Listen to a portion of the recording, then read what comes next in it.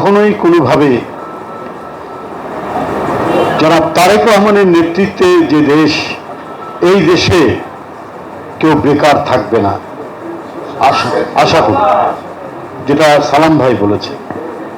নানাভাবে, নানা উদ্যোগে, নানা সেক্টরে কর্মের প্রসার ঘটবে। দেখুন, হকার উচ্ছেদে আগে আমরা দেখতাম হকার উচ্ছেদ, কিন্তু ওই যে বাংলাদেশের একজন মানুষ, তার যে একটা পরিবার চলে ওই কি বলে হকিং করে, যে কাপড় চোপড় বিভিন্ন জিনিস আপনার ফেরি করে বিক্রি করে, এই ফেরিওয়ালারা কি খাবে, এইটা কিন্তু পূর্ববর্তী সরকার চিন্তা করতো না। কিন্তু এবারে সরকার, তারেক রহমানের সরকার বলেছে ওদের পুনর্বাসনের কথা।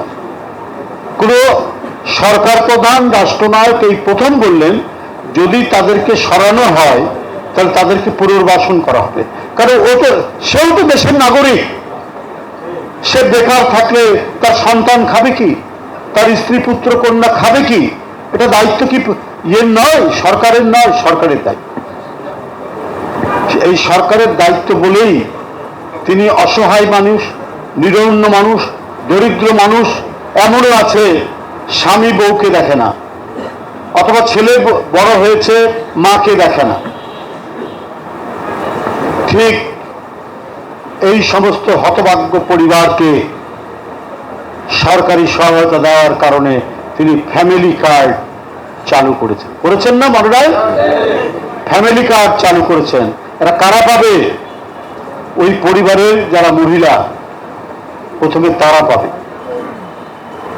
কারণ এরাই বেশি নিপীড়িত হন, নির্যাতিত হন, ক্ষমতাহীন থাকে। তারা যদি ক্ষমতাহীন না থাকে, তাদের ক্ষমতা যাতে বাড়ে সেই প্রচেষ্টাই তিনি করতেন।